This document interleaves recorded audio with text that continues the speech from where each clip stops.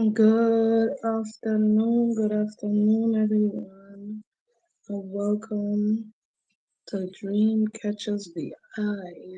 Today, we're jumping straight into the show. You already know before I begin, I like to make my shout outs. I want to make sure that I shout out Serenity's Nest. Tonight they have a poetry night. Doors open at 6 p.m. and the show starts around 7 or 8 o'clock. It's also open mic night, so feel free to come in, showcase your own talent, whether it's poetry, um, singer, songwriter, what have you. If you just want to give a motivational speech, you're welcome to do so too. And it's also a podcast for um, the young lady that I had on my show the other day, Shar, where she does a podcast asking this different questions, getting the insight of individuals and what they think, you know. Also, every Sunday there's always something going on over at Serenity's Nest, every Friday and Sunday. So feel free to come through and just enjoy yourself. Also, I want to big up Living Life Health Food. That is a mobile restaurant right over by Trailer Park and Castle Burks Shanty in the parking lot. You can't miss it. It's that green mobile. Soon they're gonna have mobile on wheels coming. That's gonna be coming in the near future. But right now, I gonna show you my favorite plate of food, and then I'm gonna get on to my next mention. Um, I'm taking a new journey, guys. I'm doing an alkaline vegan diet, so it's not necessarily for weight or whatever the case may be. It's more so to benefit my health, and my body.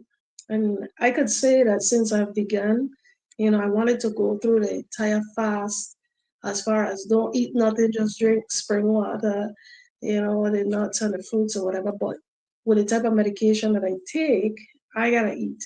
So um, this is a plate that I got today. Is quinoa, um, veggie lasagna, vegan lasagna. Is 100% plant based. I got the roast and some spinach, and also the amazing garden salad that comes with their Prince dressing. This is a homemade dressing. I love it. It's unique, it's different, and it sits right with me. Honestly, I like to eat it when I have my fried cauliflower and stuff like that. I tend to use that as my dip too. Today when I went to get my plate of food, a lot of people was getting some smoothies because the place is hot, and they have some amazing smoothies. Blueberry Dream, Expression of Love, you name it. Natural juices, there'll be passion fruit, tambran, soursop, sorrel. Listen, you name it and it's there. My favorite drink is a mix of passion fruit and tambran. But now with this new diet, what I'm gonna have to start doing is drinking some sea moss, but I have to find sea moss that don't get no dairy and what have you. Also, also I like to big up Royal Team Studio. Right now he's having amazing deals when it comes to office space. And it's going to be space for podcasters, those of you who want to go and have an actual spot to do your podcasting. It comes with equipment such as the microphone, the laptop. The laptop has in its built in camera, and so much different things. There's a flyer on Facebook where it tells you more. And as we go on throughout the day, before I leave, I'm gonna find that flyer and I'm gonna read it out to you guys. And it's just $50 for an hour. So I feel like that's an amazing thing. Like I said, tonight, make sure you guys go out over at Serenity's Nest. Is open night, poetry night every last Friday of the month. This young lady, she's amazing. She's upcoming. You know, Oh, well, back to nature. Well, I gonna try that one. Once it's non-dairy and those different stuff, I'm gonna try it because like I tell everybody, I'm doing a new diet. I'm doing an alkaline diet, and with my research, our body is made up of energy and electricity and different stuff like that. And I want to change what I eat. And since I've started, I feel a complete difference. For those of you who know, I've been going through different journeys. I stopped smoking, clarity in my mind and my body, my spirit.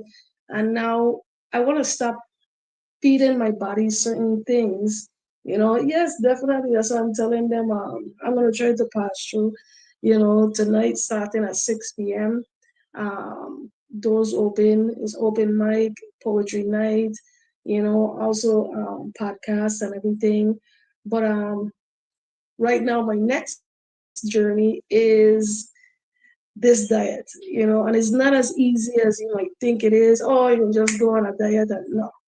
When you are accustomed to being able to go and get fast food or eating salted meats and stuff, you don't get the cravings, you don't get it.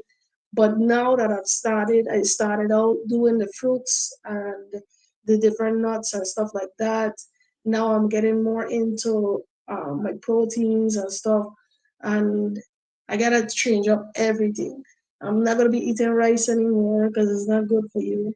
My children, they are a little iffy on the transition, so I'm gonna let them be children, get a chicken nugget still, because they feel like it's torture if I'm making them stop eat meat. But as they get older, they'll be able to understand. But for myself, you know, I get some quinoa, I get it different, the multicolors. And being vegan is very, very expensive, but good thing I could cook. So that's my big thing. I'm gonna get back into making my tofu. My children, they can't eat tofu, but I'm accustomed to making two different meals. So I'll make them their food and make my own food. And I just got to discipline myself, to make sure that I stay on that beat. Um, so far, I love the way that I've been feeling. You feel a difference like this. You feel it within 2 to 3 days. And like I said, it's nothing about wanting to it's nothing about my weight or anything like that. It's about, my body itself, my health, and all those different things. So that's what I am doing it for. I'm making sure that I have that in order. I want a whole different Tiniqua. Now I'm 30 years old. I got to start to think about things more in depth, even though I already do, but even more than that. And yeah, so you guys will be walking along with me during my journey. Also I want to big up DTF Print Shop, direct to film. They're amazing. I have my mug, I have my t-shirt, my stickers. It is awesome. Throughout, before I leave, I'm gonna show you guys my mug and my shirt and everything. Right now, I'm at home. I'm doing my show from home today, and I'm gonna make sure. I'm not sure why. Let me see.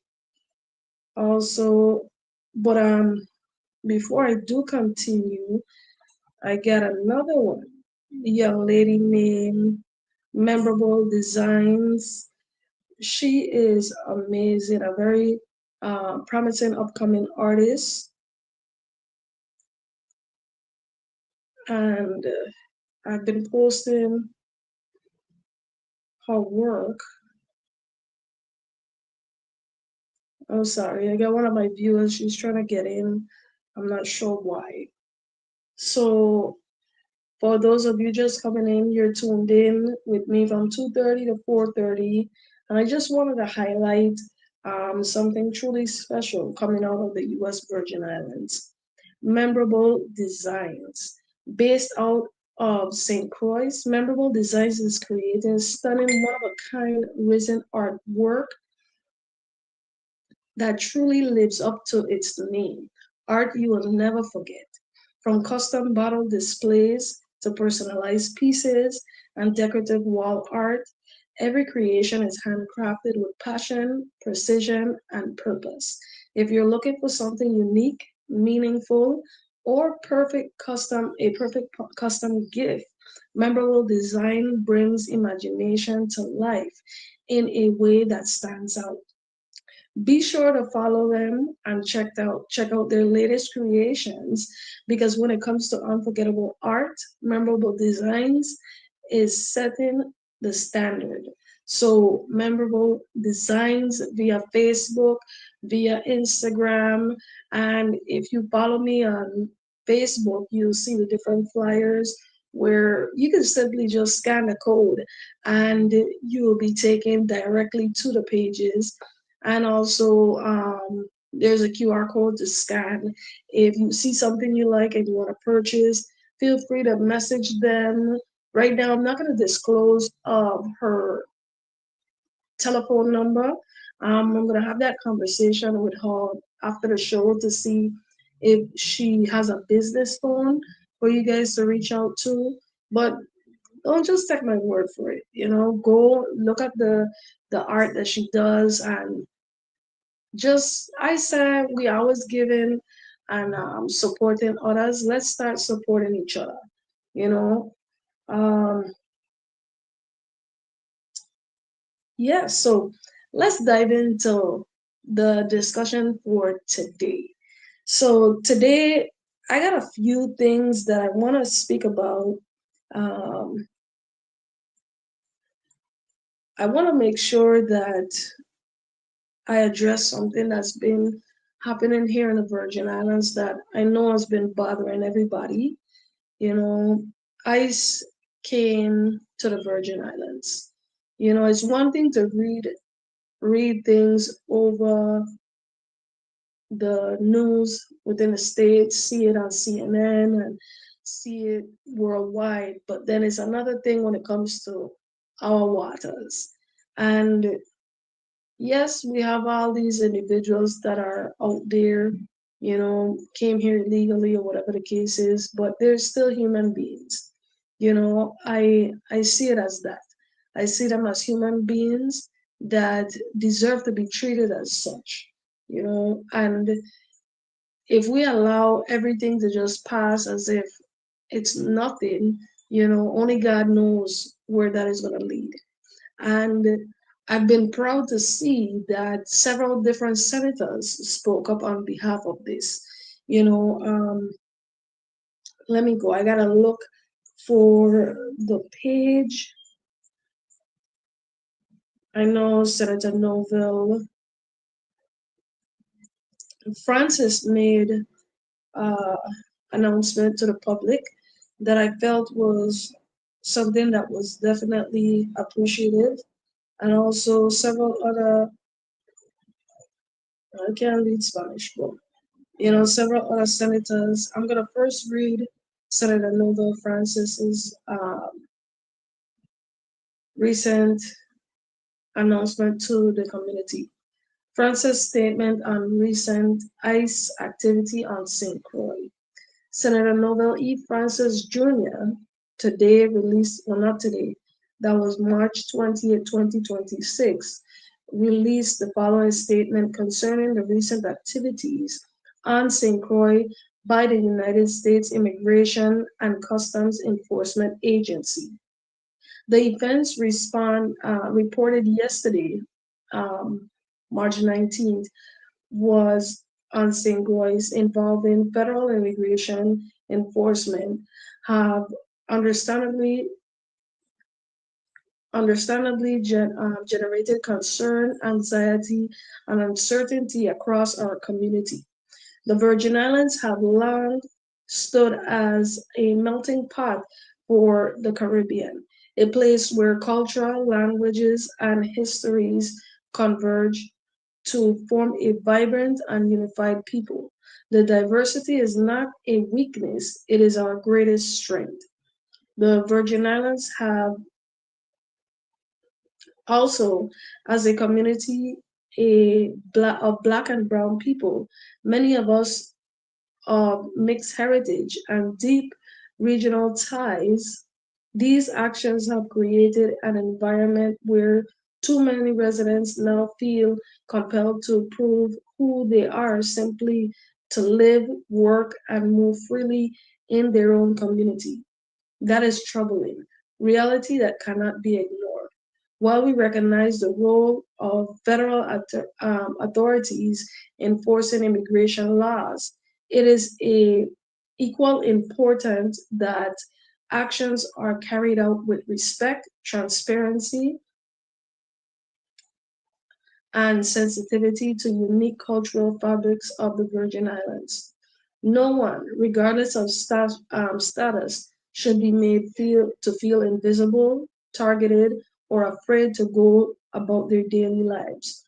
We must remain grounded in our shared values, dignity, fairness, and respect for human rights. Families should not live in fear. Workers should not feel haunted. Children should not question whether their homes is safe.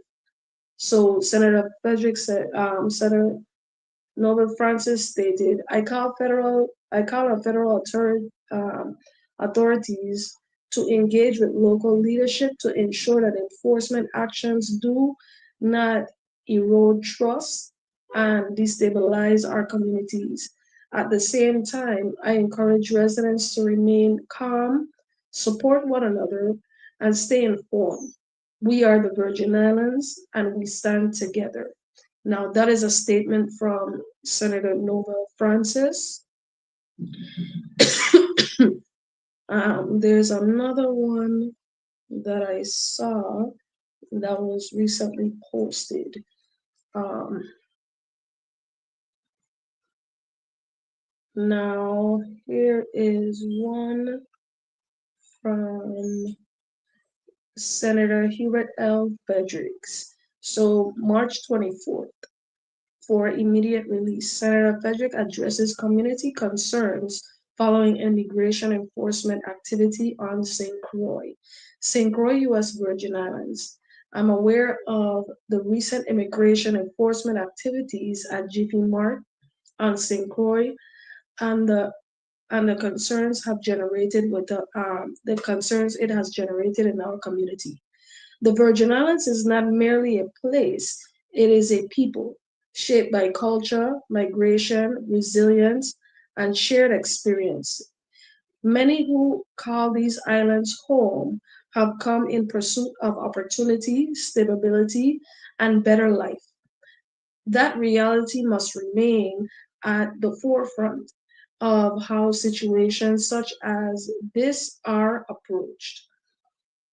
This incident isn't viewed as isolated.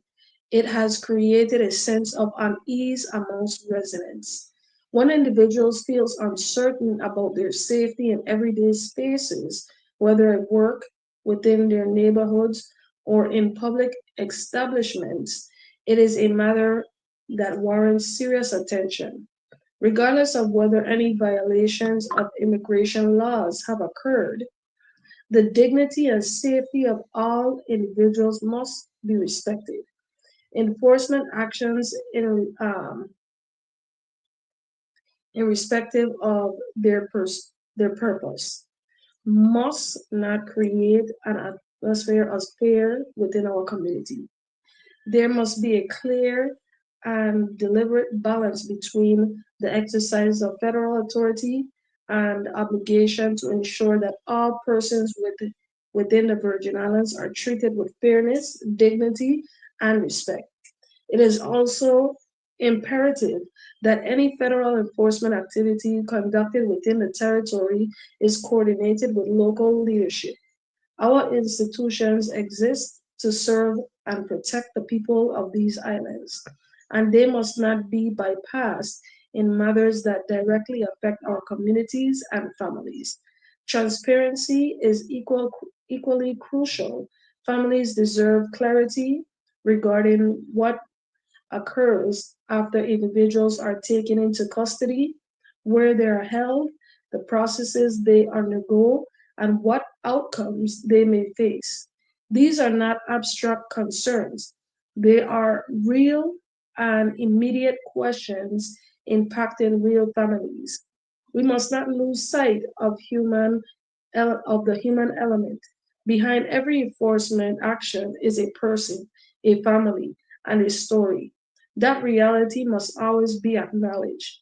As your senator, this is coming from Senator Hubert L. Frederick, I will continue to advocate for a Virgin Islands where order and compassion coexist, where laws are upheld, but never at the expense of our humanity. Our community deserves nothing less. Who wouldn't want to live in the beautiful Virgin Islands of the United States? And I feel like it's important that these things are addressed within our community because the type of fear that was sparked in our people on those days, and it extended over to St. Thomas, Yes, they had that situation over at Jiffy Mart, and I'm gonna say, putting your foot in somebody's neck or whatever the case may be, regardless of their status, at the end of the day, they're still human beings. And I would like for everybody to take a moment and understand that that could be you. A misunderstanding can happen too, So let's not just act as if, oh, because it's them, they're illegal, they ain't belong here, whatever the case may be, they're still human beings. And if we want to really be true about things, at one point, you know, we were looked at as different as well, and only God knows what the future holds, you know, and I just want to make sure that our leaders take it as something serious, take up the responsibility to ensure that these people don't just go about doing things however they feel to. When we look at the news in the States, we saw families getting killed, guns being drawn on children, schools being invaded, and we shouldn't have that type of fear in our community. The islands of St. Croix, St. Thomas, St. John is beauty, opportunity, and escape. So I understand these people come from a place where, it's traumatic, and they just want a different life for themselves, for their children. And even though they should go through the proper ways of doing so, at the end of the day, they're still human beings. And I just want us to take that time to ensure that we don't lose sight of our humanity when it comes to these situations. And like I said again, just remember that a moment like this could extend as a mean of misunderstanding. It could happen to you, it could happen to me. A day where you don't have none of your documents and you will see you and you look like you's a Santo, you look like you's this, you look like a Haitian or whatever the case may be, and they pull you up, you ain't get your ID, you forget it and they dress up home and they violate you in the ways that they did these people on that day. Talking about the situation with ICE. So let's just hold our humanity at, at hand and ensure that we have sympathy for these individuals who make sure that our leaders speak on their behalf and our behalf to ensure that the community is at ease, because it's a frightening thing to see somebody be tracked down, chased down, held down in those manners, regardless of their race and That's just my opinion. I really and truly feel as if it is a powerful thing when we all stand together, when we all ensure that, 1 second. Hello, good afternoon.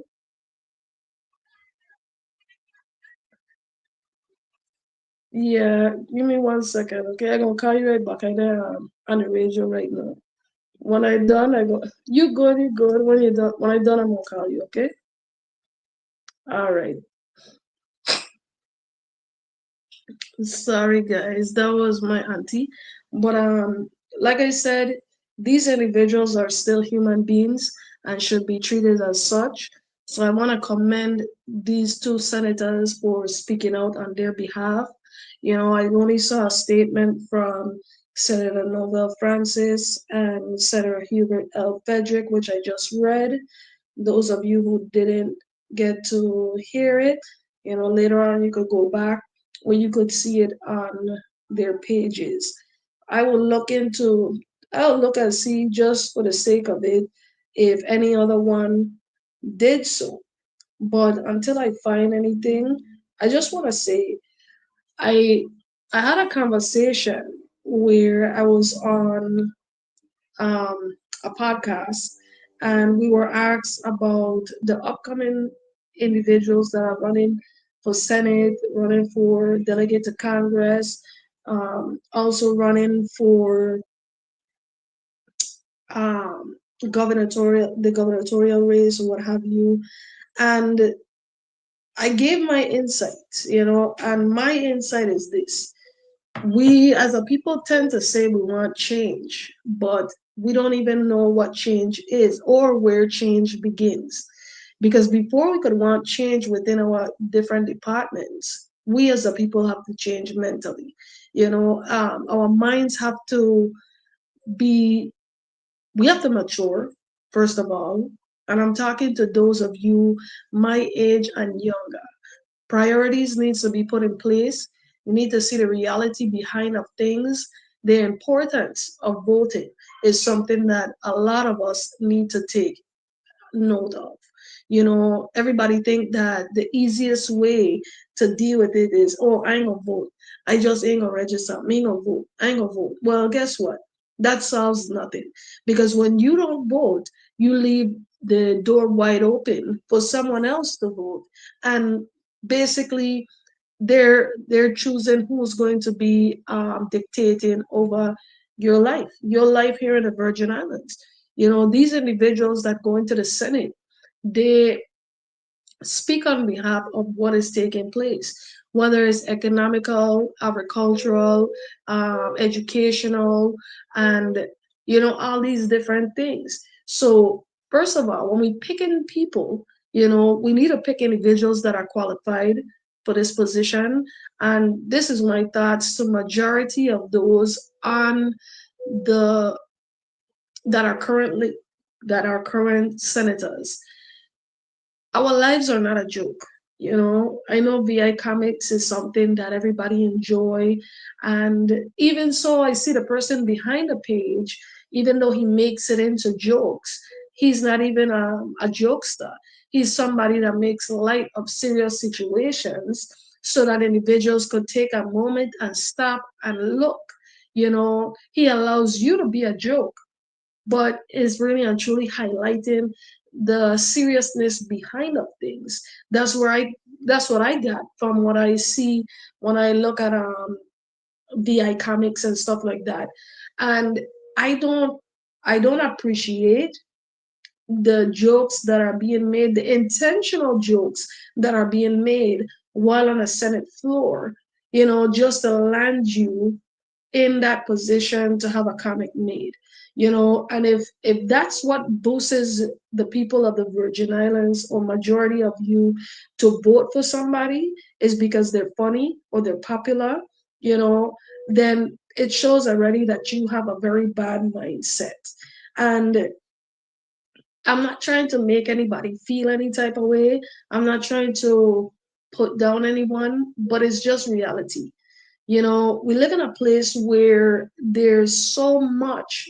going on, too much of that, from our electrical system with WAPA and our water being brown and dirty and turning off every minute, to our educational system going down the drain. And it is our fault. It is the fault of the people because for years and years, the election system has become a popularity contest. It has become a place where people get in based on who they know or who they are, and also what they give. When they say what they give, it goes on different levels. There are some people who vote because this person throwing a lot of parties, we get free food, we get free gifts. Then again, another level, they get promises being made. This person don't tell me if me and my friend then walk with them, I vote for them. If I get my family on board, I gonna get a good job, I gonna get opportunity, you know, and then it's different promises. It don't have to be a job necessarily. There are people who has money, who has land, who has all these different things. If you vote for me, I can make sure I get up the pass. I gonna deal with this set of people. I gonna deal with that set of people. And what you don't realize is a scammer is going to talk your ear out. He's gonna make it sound nice and good, until they get what they want. And I'm not saying that every single person is like that is in office right now, but when you sit back and you take your time to look at things, you see the real from the fake, and even though we say we want change and everybody's like, oh, try them all out, we need to start all over. Well, the reality of things is it's to a point where you can't really start all the way over unless you have 15 individuals that are capable, qualified to sit on a Senate floor and do the jobs of a senator. You know, there needs to be a balance of individuals that are seasoned, already know what's happening, already knows the way around things. This is why paying attention and observing and all these things are necessary. We tend to kind of black out the individuals that are speaking on our behalf. And we don't even realize it. You know, we continuously complain. And I'm saying we, I'm not even speaking on we, but I'm using we as a reference because it is a majority. You know, we don't notice who is actually fighting on our behalf. And that is because we're so stuck on the negativity. We're so stuck in a bubble of complaints that we can't see any further than that. And then it seems to be that everybody is a set of people who only see as far as their hands can reach. When you're in certain offices, when you're doing certain jobs, you have to have the ability to see past, to see within, where if I make this decision, what's gonna happen 2 to 3 years from now.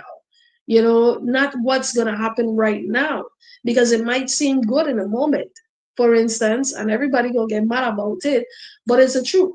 For instance, the minimum wage increase. With minimum wage increase, it everybody just heard increase, more on my check, more on my check. But what you're not understanding is in the future, what that is gonna lead to is it's gonna start. Yes, you get more on your check, but then taxes gonna go up. Then when you go to the grocery store, the prices are going to go up. When you go to the convenience stores, the prices are going to go up. Everything goes up. Everything gets inflated because now these different businesses have to compensate for the monies that they're paying low income, for minimum wage. If they raise minimum wage, then they're going to raise their product prices. And after a time, because they can't, what are they going to do? They can't just take and pay their employees more and take that loss. They have to compensate for it some way, somehow, you know. And later on in the future, that's going to call for job losses. People are going to lose their jobs. It's going to have individuals who are going to have to like cut their pay in half. It's going to have a lot of part-time jobs. These are things that affect you in the long run, so when we do certain things, you can't look at the bubble right in front of you. You have to look outside of that. You have to be able to see what is really and truly going to be affected, with this new school that is coming up. Beautiful, we're having a new school, amazing, but then when that school is brought up, they're going to pick and choose who goes there. And then we still have other children that are attending these other schools that are affected with the same conditions that they've had for years. For instance, they just stated that Woodson will be closing down due to what we already know, what I have told you guys for years, you know, mold infested, roof leaking, electrical problems, for God's sakes, a fan done fall in one of these schools and hit a child. You know what I'm saying? All these different things is safety hazards. So, and I like the fact that the Senator Ville asked, what's going to come of this building? Or is it going to turn into just how Charles H. Emmanuel is? Is it going to turn into how Elena is?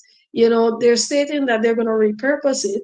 But after $5 million being invested in John H. Woodson, I'm going to tell you, because my son attends there.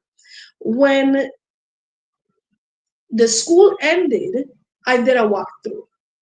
During the summer, I did a walkthrough.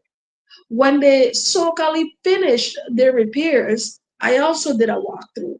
And during my walkthrough, that does not look like $5 million. The roofs were simply just patched up.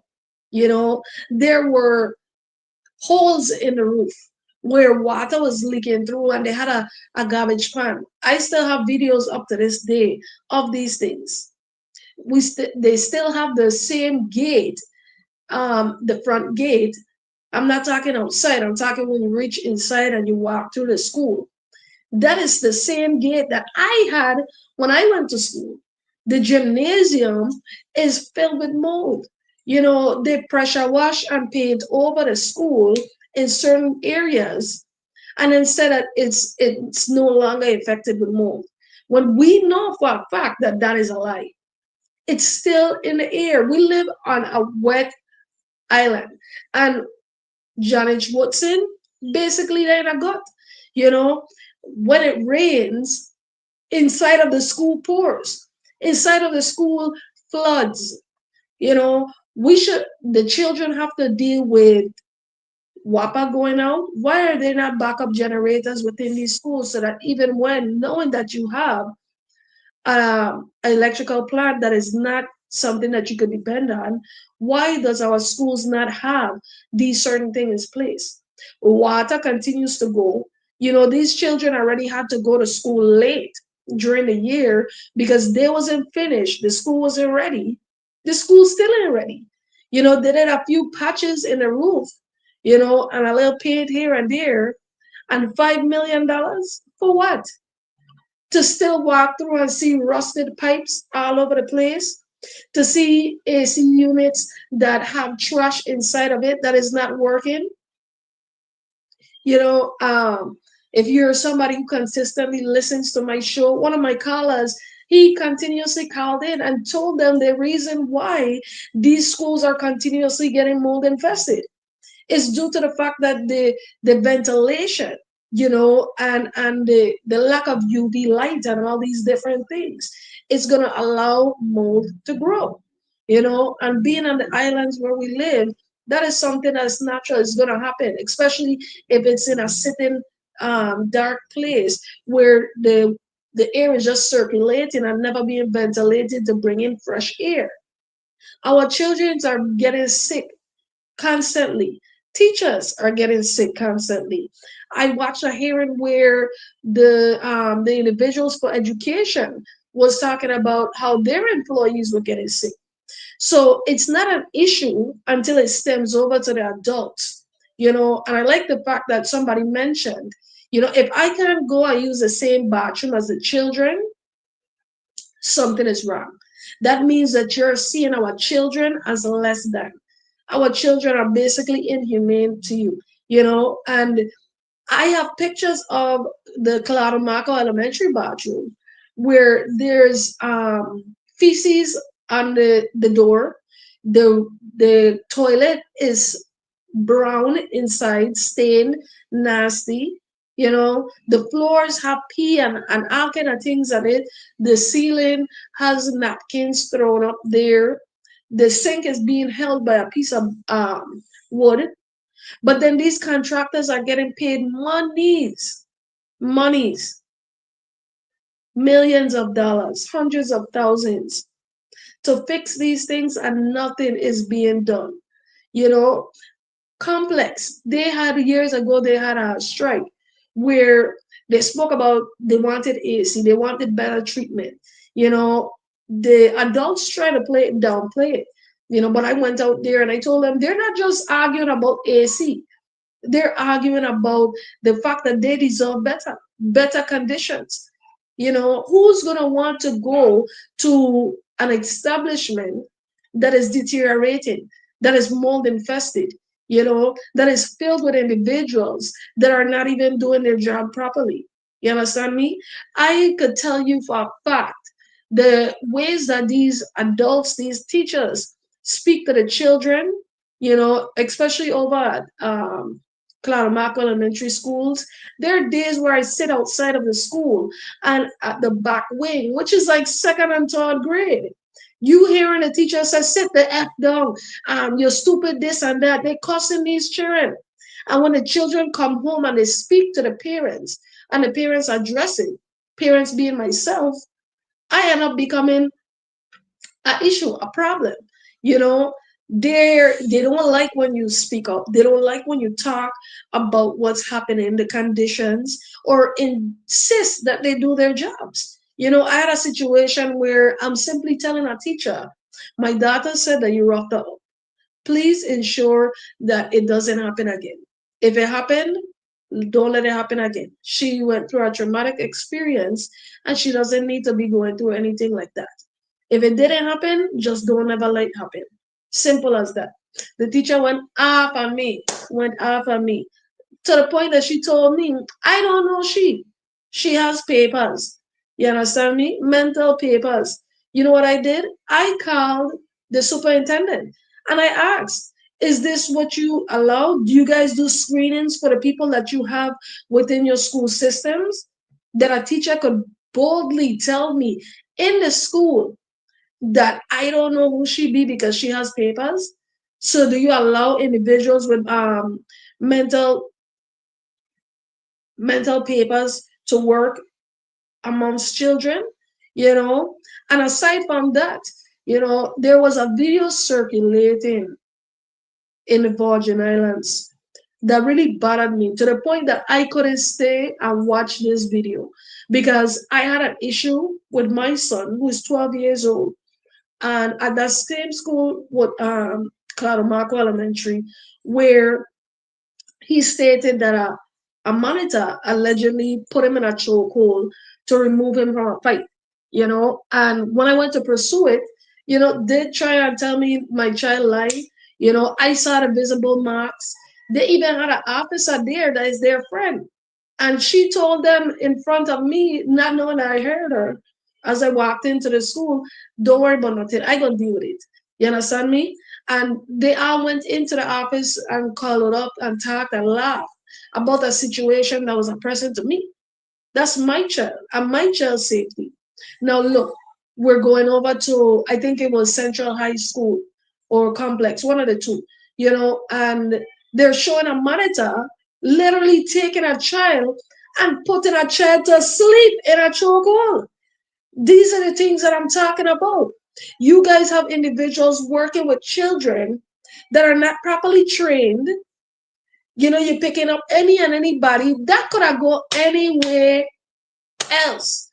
The family is pursuing to press charges. I gonna say right here today, sue.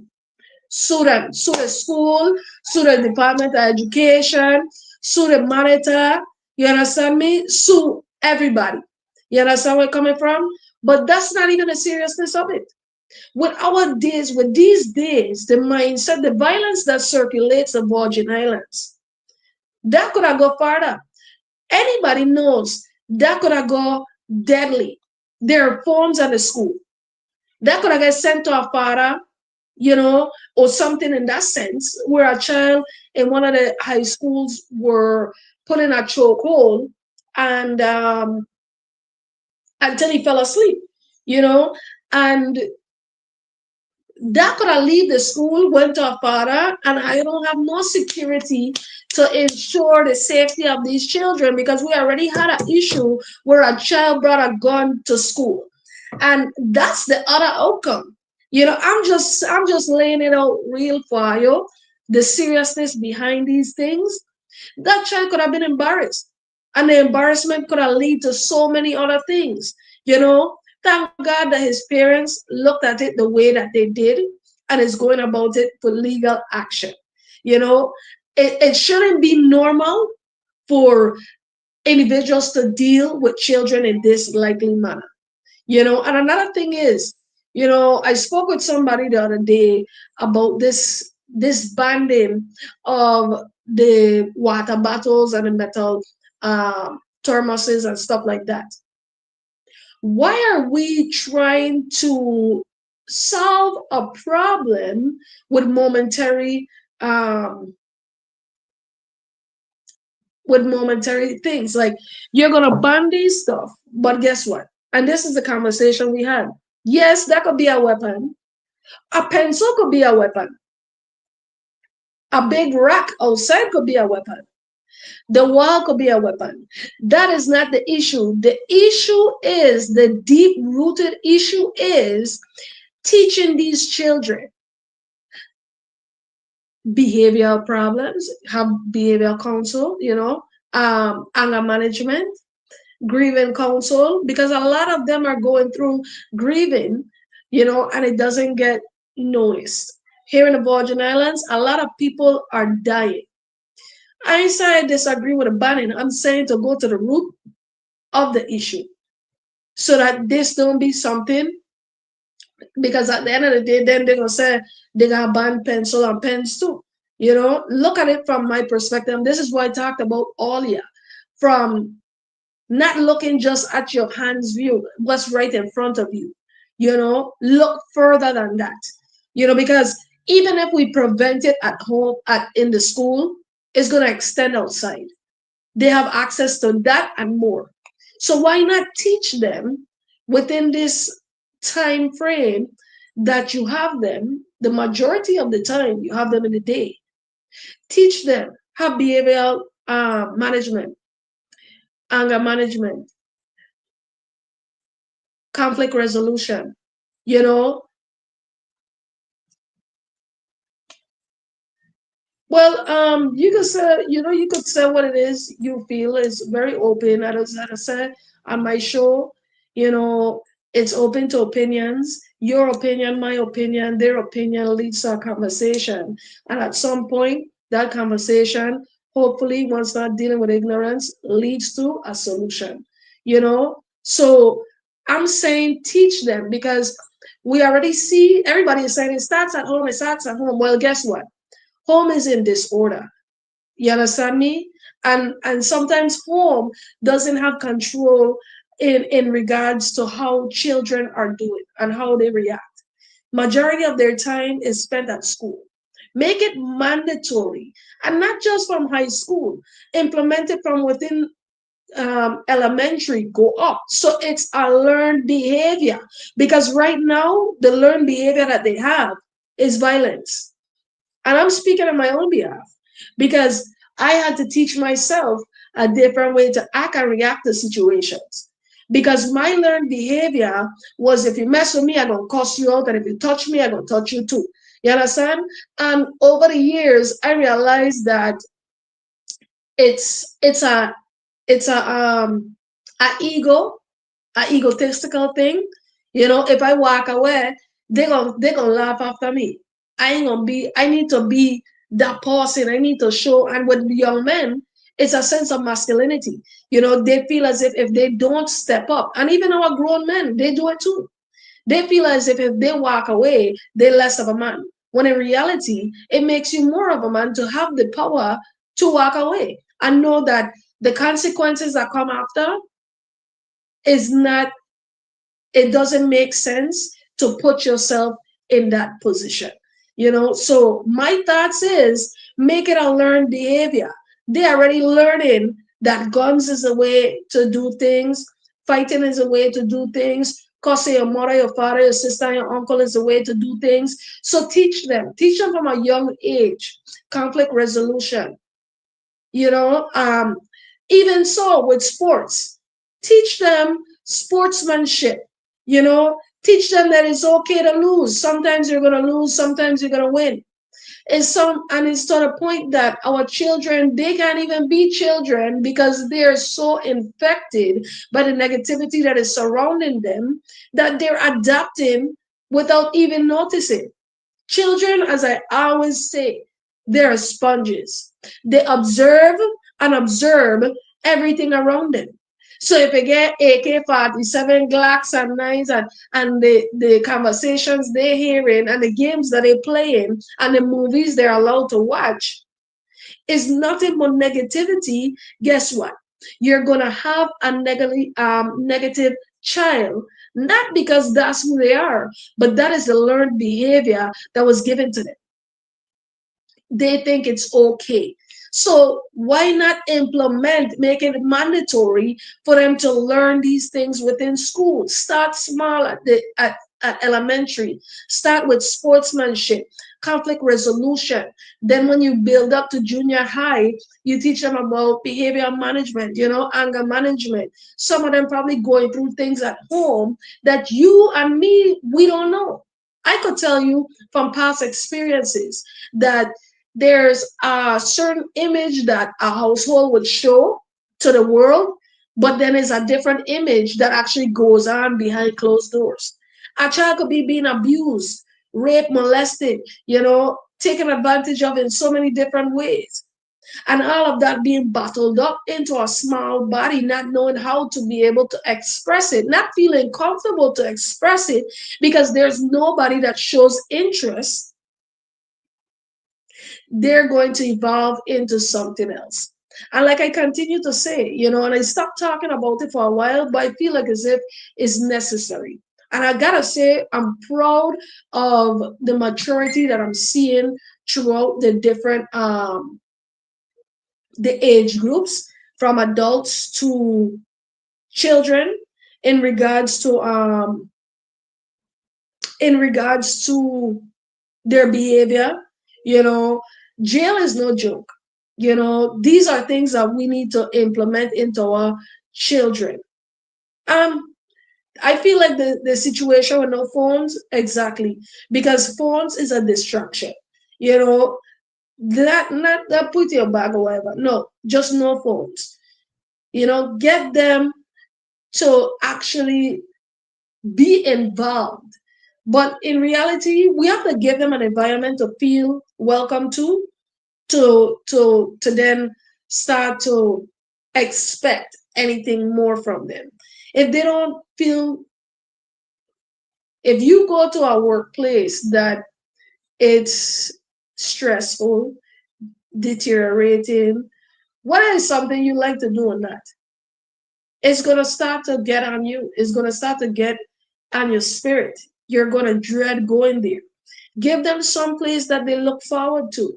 You know, teach them about what education is for. Good day, bless up to you. You know, teach them the importance of education. Teach them that to be able to survive is more to life than just your phone, just your friends. You need to have skills. You need to be able to learn to read and write. You need to learn to be able to prepare yourself for the real world, to be independent. But here in the Virgin Islands, a lot of people got comfortable. Our Virgin Islands are not even to say the island itself. is that independent? If the island isn't even independent, how do you expect the people to become independent? And what I mean by that is we're so dependent on outside entities rather than sustaining ourselves, having a big sustainability. For instance, um, our food, you know, we need to ensure that we have food security in the Virgin Islands. When we have senators and individuals that are pushing for food security, y'all ignore it. They put out sermons, they put out sessions so you could come out and you could get informed, you could know about being in tune with agriculture. But you know what somebody said? The people of the Virgin Islands they have PTSD, post-traumatic slavery disorder. So working in a field and planting foods and all of that there is like, oh, me no slaving. Well, that's not the point of it. The point of it is self-sustainability. Right now, there's war going on all around the world. Our gas is being impacted. But what you don't realize is we're on an island. We're on an island and we depend on imported goods, food, drinks, supplies. And if we are unable to say, if that stops today, if they say no more shipments to the Virgin Islands, or the costs go up sky high, that you can't afford it, I can't afford it, where are you going to look to? You know, we're supposed, with all this agricultural land, we're supposed to have locally grown foods. And not just for food security for ourselves, but to be able to be independent and build our economical benefits by exporting things such as seeds, such as food, fruits, vegetables. There are certain things that grow here in the Virgin Islands that don't grow nowhere else in the world. You know, we could benefit off of the seeds from our trees. We have it so good that we can walk down the road. You can never say you're hungry on the Virgin Islands because you can walk to different places and find fruit trees that are open to everyone. Why is it that we can go and it's only like $15 for a piece of agricultural land once you're going to be planting food or raising livestock? These are things that people need to educate themselves about. Right now, for entrepreneurs and business owners, small business owners here in the Virgin Islands, the Office of Senator Hubert L. Frederick is conducting an economical development summit that is going to be happening on May 22nd, 2026. I urge you all to come out and join. I've posted it on my page several times. There will be $25 billion of federal recovery monies that is going to be circulating the Virgin Islands. And the senator wants to ensure that the people of the Virgin Islands get their portion too. How? Through Section 3 and through local preference rules, which implements that these different, even if a major company comes and gets the bid for a contract, a multi-million-dollar contract, if you have a business cleaning, a business catering, a construction business, a business that sells or rents equipment, electrical business, landscaping business, they're supposed, in order for them to be eligible for these Section 3 contracts, they have to open the doors for individuals to be able to subcontract within that contract. And also, Section 3 is supposed to allow you to get in and get your chance at bidding. We for years we've stated that we don't never see no transparency. These things are done backdoor. I'm gonna tell you, I'm gonna be real with you. I've done my research on it. I've made the phone calls about it. Everybody sees things at their own perspective, but what I do when I speak about something, I make sure before I speak about it, I do my research. I make the phone calls necessary. And you might feel that way because for years and years, it has been on the hush hush. It has been on who you know gonna get through with this, who you know gonna get out there. But this is where change needs to be made. We've said we want change, but the minute that change comes, the minute that transparency comes, we do this. We push back. We say we don't trust it. Take a moment to listen, to educate yourselves before you speak on it. You know, and go out and actually do the research. Right now I'm working with different people that are in those section 3 contracts, and I have to make calls on their behalf to ensure that they get their payments, because you're right, the system is broken. They try to cheat our people, but are you going to allow the fact that are you going to allow the fact that individuals are doing wrong behaviors, cheating you out of what you're entitled to stop you from pursuing it? If a majority comes out and demand the proper transparency, equality, you understand me? Take it federally even. You understand me? These are the things that you have to know and have to do. I had an issue where I currently rent, I'm about to own my own home, and within the leasing contract, there are certain obligations that they're supposed to give to me. And if they don't, I could literally call, send an email, send a message, and make them adjust my rent accordingly. If, let's say, if I go without water for more than 2 days and nobody comes to assist me, I could get my rent adjusted. If the landscaping don't happen in a timely manner, I could get my rent adjusted. If I have certain things that needs to be fixed in my unit and it's been a long time coming and they haven't fixed it, I could go you know, about writing them.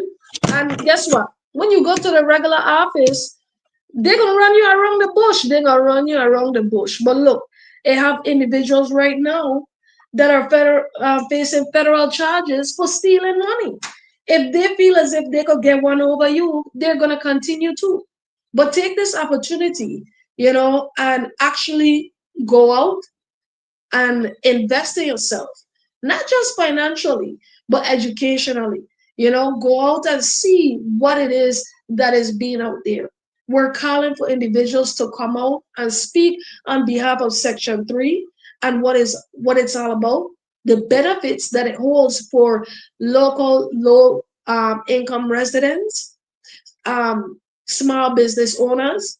So before we speak on the past, let's leave the past where the past is, and let's start with this transparency that is happening now. Let's take a hold of it. If after the fact, if something doesn't go your way, if it's still the same, feel free to talk about it, because I will do the same. But everything I speak about, I make sure that I take my time to do the research before I bring it to my community. Right now, I have my own business, and what my business is building a bridge between the government and the community. You know, allowing for transparency to leak through. I started out small with my radio show. I started out with doing my articles and so forth, and now I'm going deeper. I'm going deeper, not just for me, for the betterment of my community, because I'm a part of this community. My children are a part of this community.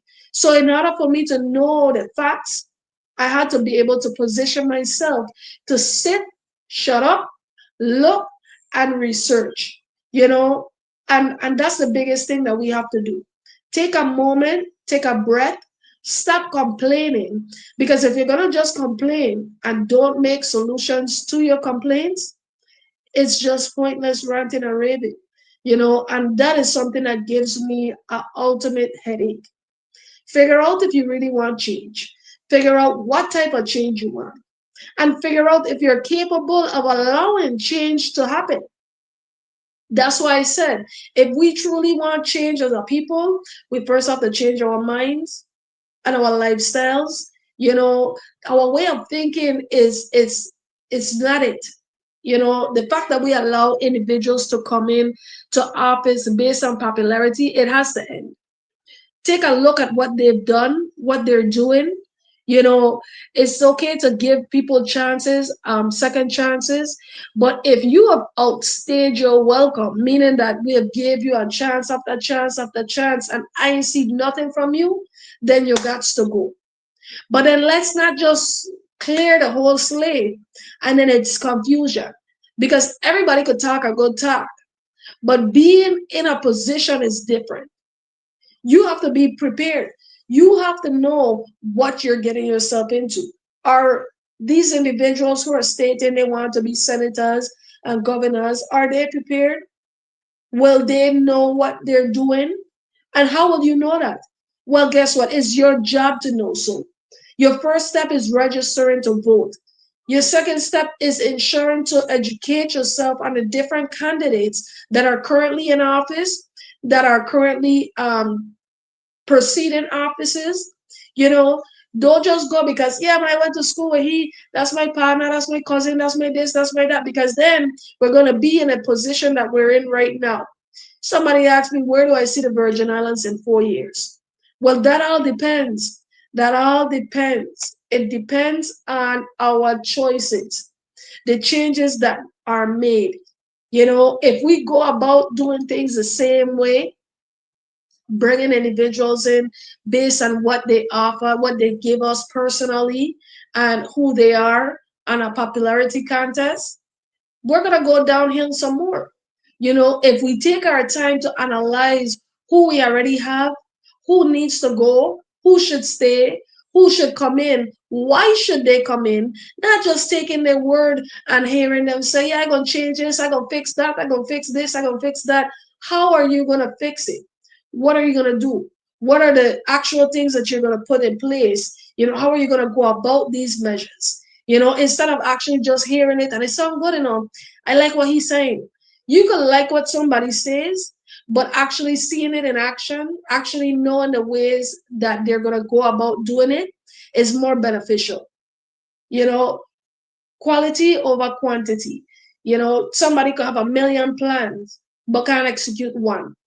Somebody could have two plans and have a structural way of getting those plans off the floor and actually working, and you comparing it, but he gets so much things he wants to do. The reality of it is you can't do more than one thing or too many things at once, especially here in the Virgin Islands. Nobody can come into office and one time fix WAPA. That's not going to happen. Nope. It's going to have to start with reconstruction of the entire company, making sure and ensuring that there's proper individuals running it, qualified individuals who know what they're doing, then holding them accountable for utilizing the monies that they have to replace outdated equipment, you know, and rebuilding the entire factory plant so that we don't continue to have these issues. Not making minor fixes, because just like an old car, if you fix one thing, guess what? Tomorrow something else gonna mash up. And every day you gotta fix something else and fix something else and fix something else, and it's gonna be the same issue. I feel sorry for St. Thomas and St. John. We thought we had it bad. But every minute the power going. Every minute the power going. They had it that it was days and days and days without power. That is inhumane at its highest extent. Accountability is the least of our worries. We need to have accountability and stability and actual action being done within the department of within WAPA. You know, and I just told you the simple facts that could get to a few steps higher. In regards to our healthcare system, I don't know how I feel about it. We have a hospital here that we have our trailer here on St. Croix that in case of any major tragedy, we're not gonna be it's not gonna be able to be substantial for the people. Nobody ain't gonna be able to go there. Right now you wait hours and hours for treatment and then gotta hear that they don't have what the necessary equipment to help you. Serious issues, people are getting transferred off island. So many people have died due to the fact that they don't have the necessary equipment. And we can't blame it on the individuals working in these departments. Because I will say in the hospital, they're doing a hell of a job with what they're giving, with the facility that they're given, with the equipment that they're given. They should all be commended, you know. But to break down the entire hospital, to rebuild a new hospital, it is just it's a vision that's unrealistic, because we already have waited 10 years for them to start this project. We can't afford to wait another 10 years, especially when individuals within that department is calling and saying, look, I work here, I can't do it, the place is mold infested. Do you know what it is to go to a hospital and be in a mold infested, termite infested area with no equipment, basic equipment, no sanitary napkins, no wipes, no needles, no medicine, no sheets for the bed, no soap for the people them. You know, these are things that we have to look at. There's a there's a building there that can be properly renovated and utilized until you actually go and get a whole nother land and start building a new hospital.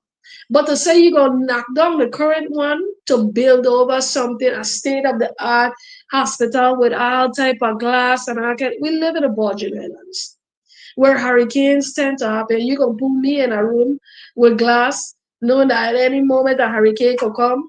And I know that I don't even get people that's qualified to build weatherproof buildings here in the Virgin Islands. Be realistic.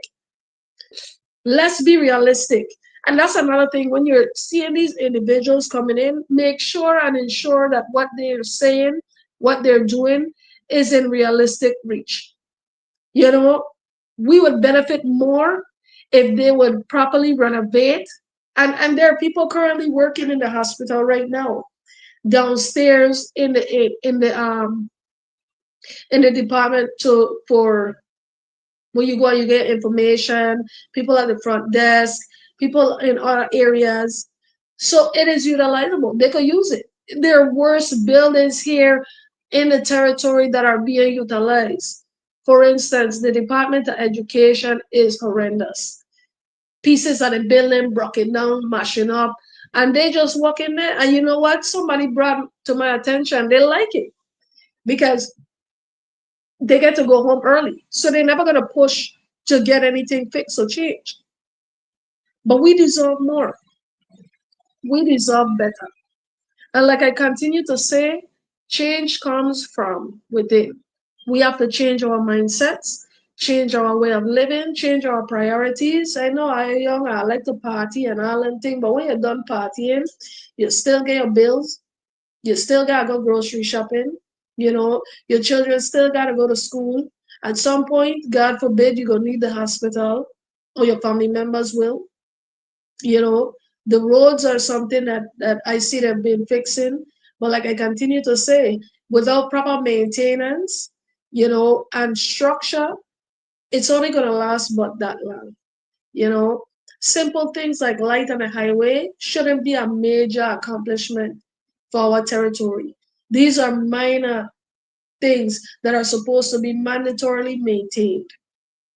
Our individuals within our judicial system and the correctional facilities and stuff like that.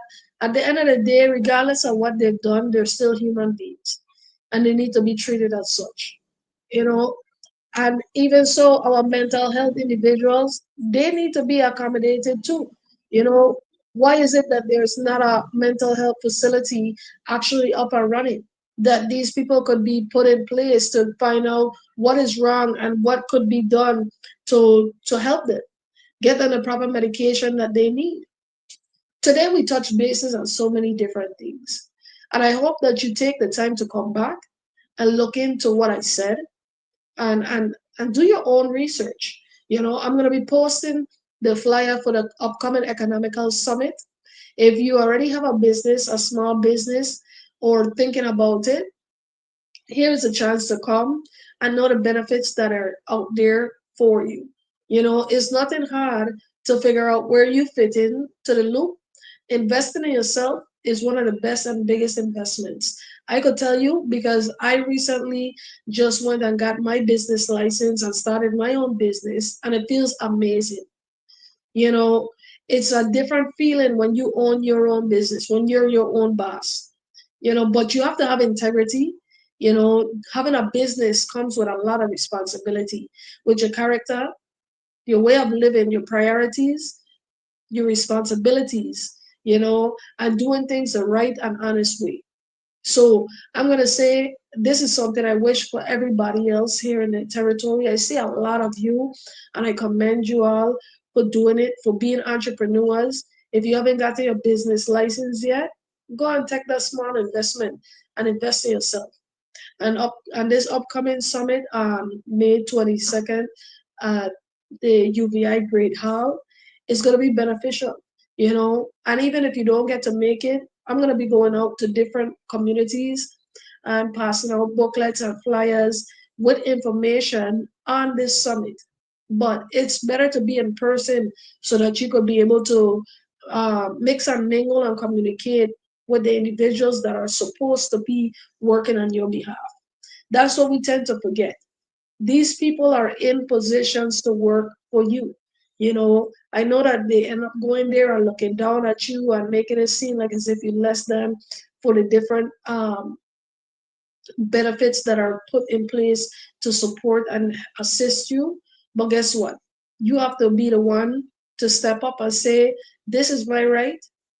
This is something that is in place for me, and I want what's mine, rather than complaining, rather than watching and seeing and letting it pass you by. $25 billion is a lot of money. So get yours and figure out how to do so in a legitimate way. The first step is getting educated on Section 3 and local preference rules. The second thing is becoming registered as a vendor. Third is getting Section 3 certified within your business. Like I said, it's so many different opportunities. And also, what I did was I did some research on some upcoming contracts that local small businesses could get into, and go to them, build that confidence, go to them, tell them, this is my business. I know you're under Section 3. Um, your contract is under Section 3 there. And even if you don't have a small business, even our workers, if you're a tradesman in welding, construction, engineering, electricity, all these different things, it's job opportunities too. So it's not just for business owners, it's not just for entrepreneurs, it's also for individuals that are working, because this is this is for low income residents to benefit from. They have to have a certain majority within their contract when it's their employees, whether it's 30% or so, that are low income residents. And don't get cheated out on the positions that you have. Know the right ways and who to go to. And if they do put you in those positions, because I've seen it happen where you have your papers, you have your trades and all these different things, and they try to put you in a liberal position, you have the right to go and talk about it. Go to the Department of Housing and Finance and tell them, show them your paperwork, tell them that you deserve better. This is where you went to, and this is what they're subjecting you to. And make them do a full evaluation on the entire company to see who is supervising you. Because I've seen situations where individuals who don't even have one certificate, don't know what the hell they're doing, is supervising individuals who are certified. Stop settling for less. Do your research, get invested, not just in a community, but in yourself. Economical growth is only going to benefit us in the Virgin Islands if it starts here. Not if we are bringing millionaires and take a fraction of their millions and then allow them to use up our resources and be opportunists in our islands. No. Economical growth is going to start when our low income residents, our residents as a whole, go out and invest in themselves and build themselves up to the point that they could become a multimillionaire as well, through these different contracts. But like I said, you have to build your mindset to discipline yourself to do things the right way. You know, when you become a business owner, when you become an employee, even you have to structure yourself with respect, integrity. Do everything, and it's in the Bible. Do everything to the best of your ability when you're doing so. I love you guys and I appreciate you all for always coming out. You know, before we leave today, I want to big up once again Serenity's Nest tonight is poetry and pop up becoming. So that'll be Friday, March 27th. Doors open at 6 p.m. Show starts at 8 p.m. Local vendors, live podcasts, food and drinks are going to be on sale. Open bar, stocked and fully loaded. Also, I wanted to tell you guys about that we're excited to officially announce the details and pricing of the upcoming Positive Works Inc. Easter Camping Experience taking place April 2nd through the 5th at Serenity's Nest at Cane Bay Campgrounds.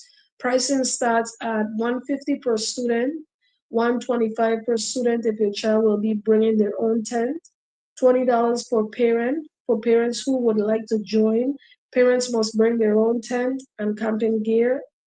Family discounts for families with multiple students. First child 150, each additional child will be 50. This is to help make the experience more accessible for families enrolling more than one child. Accommodations and supervision. We will have enough tents available to house students who are attending without a parent or guardian.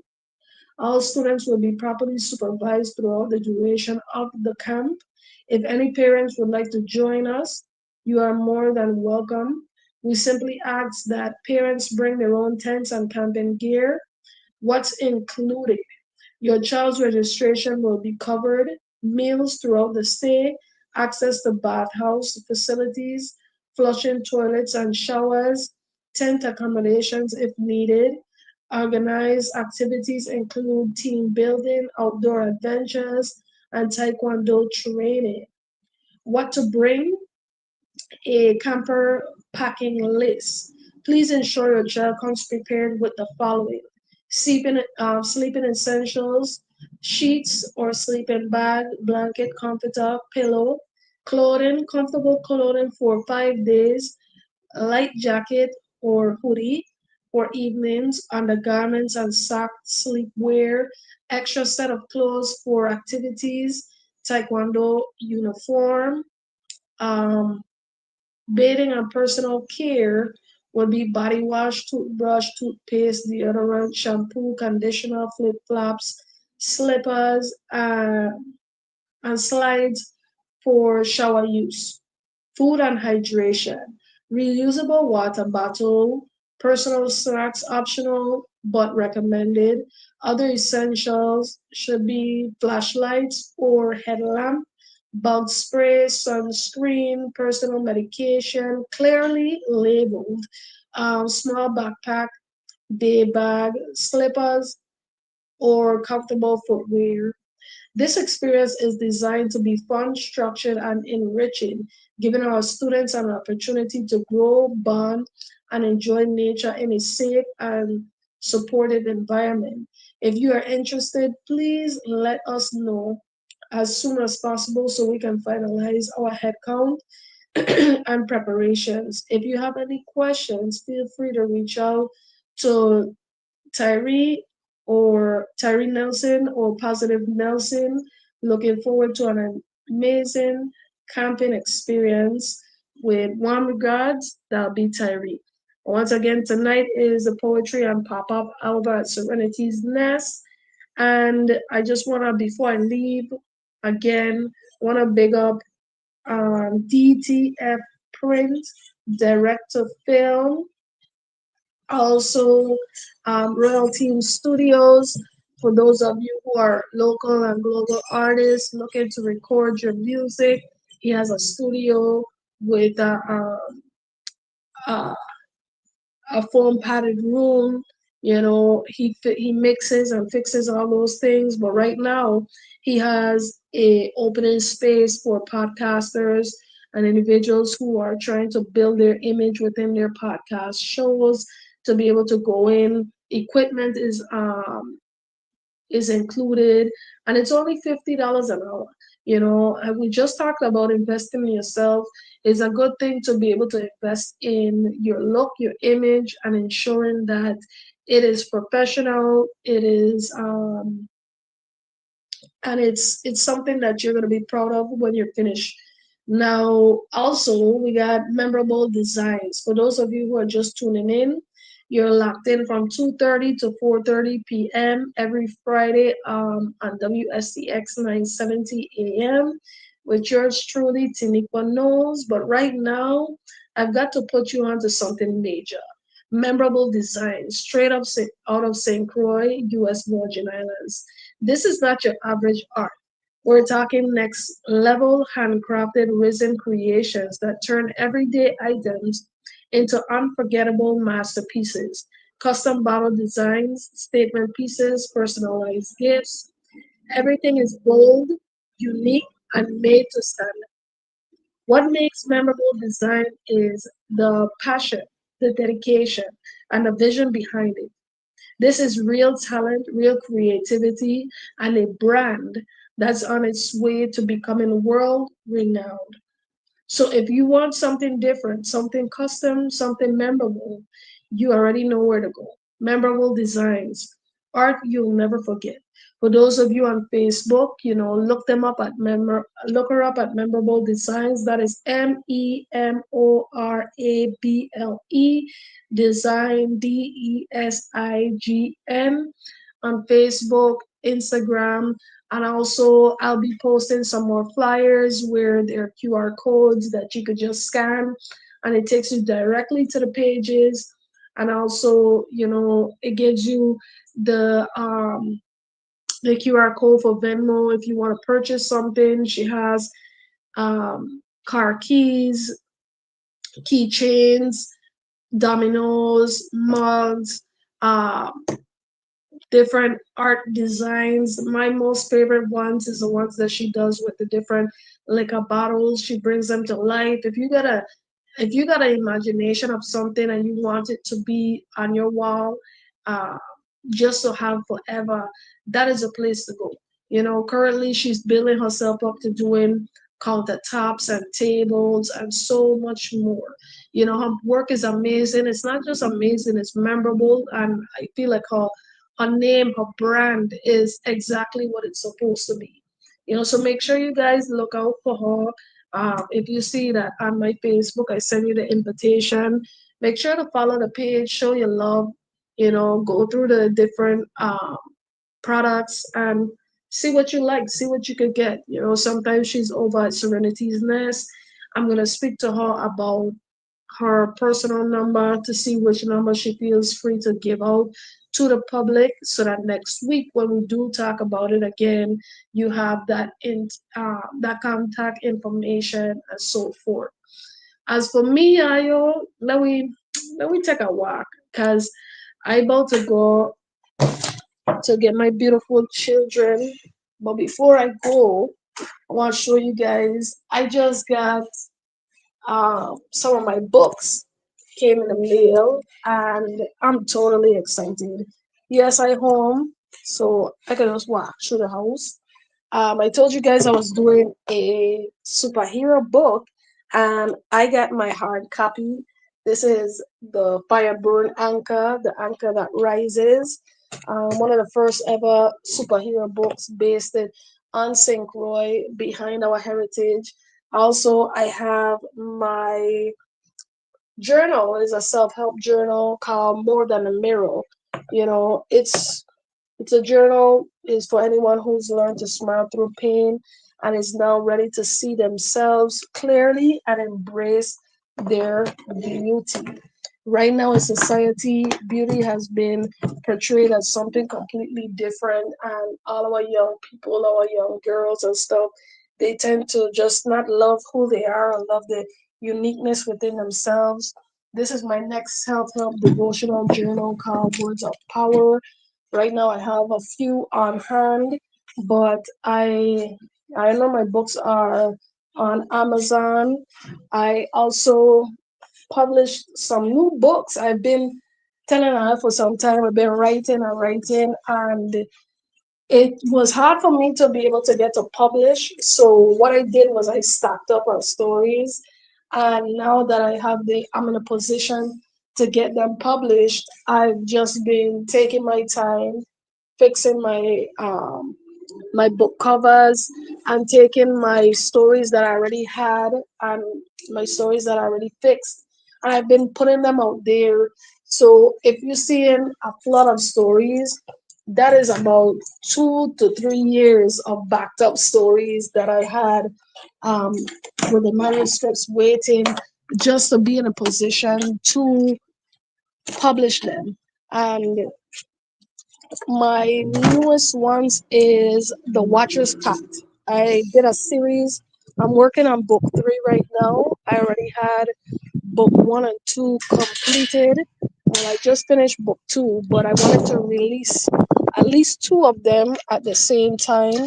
So what I did was I held book one until I was completed with book two, and I was doing some research on the book of Enoch, and it intrigued me, especially with the fallen angels and what the gifts that they brought to humanity, and what is the reality behind those gifts.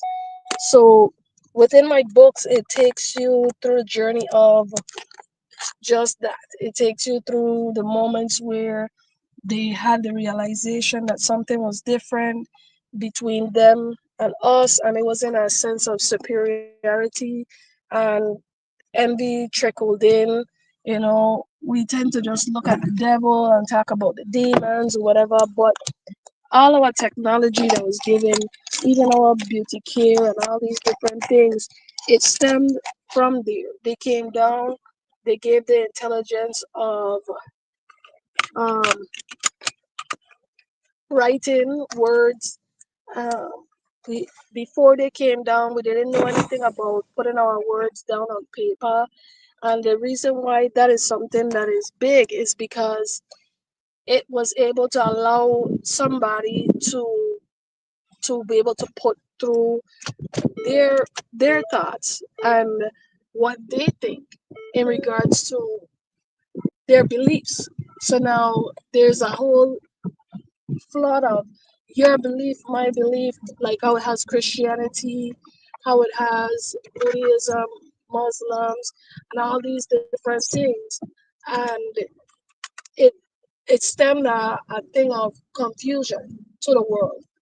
People started getting confused, not knowing what was real, who God was true, who God truly was, or how to truly get to God, or what have you. And what happened was the most popular religions won. So it became that the most popular religion was what people believed was the way to God, based on the fact that everybody was doing that. And they also gave us different cosmetics like beauty, the mirror. And the mirror was made so that you could look at the physical rather than the spiritual and be lost in that. So a lot of people got disconnected from the inner self and got more focused on their outer beauty, and basically everything that they gave was a distraction from the real purpose of life, because they envied the fact that we had free will, and they didn't understand why they had to be obedient, but we had the ability to love, lose love, and love again, and all these different things. So with my first book, it gives you that breakdown, and then the second book, it ties into now, like the reality of now. The fact that in life now, everything that we have, our cell phone, our TVs, and all these different things, is given to us back in the day. So I was like, what if the destruction that we see now? Oh, he said, what if the destruction that we see now is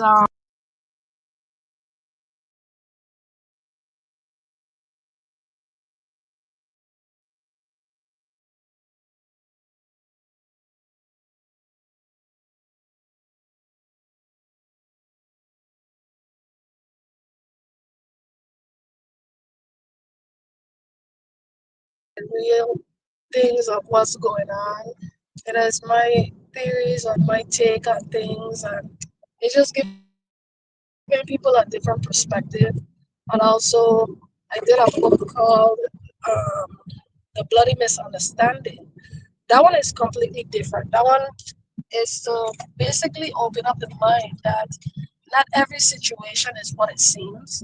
So that one, you don't gotta read it to figure it out. And I'm working on a new project I just did called The Pilot's Place. I'm finalizing some chapters before I put together my entire manuscript. But that one is dedicated to somebody that I met here on St. Croix. A lot of my stories, what I do is I take personal experiences, different things that intrigue me, and I write about them. If for those of you who've been following me, I have my children's series, Julie's Adventures. I still have a few of them that I have to post that I'm working on, making sure that I finalize them before I put them out there. But there's so much more that I'm doing. But I thank you guys for tuning in with me today. And once again, like I said, make sure you guys come out and join poetry the poetry night tonight. Poetry pop up, open mic with live podcasting, uh, live vendors, open bar with mixed drinks, beers, and even wine if you are nothing heavy. And more than likely, food will be on sale. You know, so feel free to come through. Feel free to explore your own talent and put it out there for everybody to see. If you're a poet as well and you have poems, just come out and see where it goes. Come out and give your word. Doors open at 6 p.m. and the show starts at 8 p.m. During the live podcast, she often asks questions and take the answers of those that are listening, give her perspective, and take the perspective of others. I like it because it's welcoming and it's something that conversation starter. If you've never been to Serenity's Nest, it's an amazing place to just sit back, relax, and enjoy the atmosphere, the outdoorsiness, and the vibes is just nice. The other day we had Fire Train band, and they were dope. I got to say, I love the energy that was brought to the stage. You know, the music and the songs that came. So big up to the Fire Train band and Catalyst and everything like that. And big up to CC. Love, she doing her thing. That's the DJ down there. DJ Ninja P for WSTX 100.3. I don't know, one of the biggest DJ them for when it comes to reggae. DJ Selector P, big up yourself. Big up to all the man them down the road. All I on the black love and respect all the time. I pray for you as much as I pray for myself. I got big up my mother. God, I thank God for her life and the fact that He spared her and given her health and wealth. I thank God for my father for always being in my life and being my biggest supporter. Big up to Speak the Word Ministries, the largest word ministry in the world. Also big up to my sisters, Yvette and Alexandra, and my big sister Liz. Big up to my little niece, Janaya Leo. If I own one, I hair done and I looking for braids or twist or you try and retwist your locks. Link her up on Facebook. She has amazing prices. She does amazing work, and big up to my next sister, Jadeja, Malachi. Big up to my brothers. Um, Aiba, Kevin, Pogo, the whole government out there. Big up to my other brother Ishmael. Right now he's doing some time, but love you always, thinking about you always. Big up to my children, about to pick them up so that they could come home and harass me. But big up to them. That'll be Ahmed, Alyssa, Anisha, Akimani. Big up to everybody. Big up to my beautiful stepson, Mitchell, Mac Weber, Junior. Big up to my fiance, even though he ain't like me talking about it on the radio, but big up to him and the entire correctional facility. I need to get uh, rehabilitated and released. Love everybody. Give I all my love and support. Make sure I go out, register to vote because when you do so, you have a chance to have a say in your in the outcome of those that are leading your life here in the Virgin Islands. You want better, you have to invest in better. That's starting with your mindset, going out to vote, doing the research on your different candidates, the current ones, the ones that are coming up, seeing what have been done, what is being done, and making the proper decisions. Never allowing anybody to dictate your vote for you. Do it yourself because we are smart enough to do so. Big up to the entire WSCX team. Thank you, Josh, for always being there, making sure that they're alive and stuff like that there. And I want to big up to Robert Moorhead, my mentor, rest in peace. Continually rest in peace. Big up to my nephew, Reese, if you're listening, Auntie love you, I miss you. I hope to see you sometime. And I'll just be safe out here. Be mindful of yourself, actions, your reactions. Not every situation deserves a negative input or whatever the case may be. I thank you guys for always tuning in and giving me the opportunity to talk to you today. Wanted to make sure I give a full lens on the poor toy. Sometimes I leave because my responsibilities as a mommy, I got to make sure I get here for my children and everything. They're watching me like, "Where you been? Were you there? How come you ain't come yet?" But yeah, though I love I always and big up ourselves and be safe. Mhm. Yeah, but be safe. I thank you. Thank you guys for tuning in. Afternoon. Hi. Afternoon.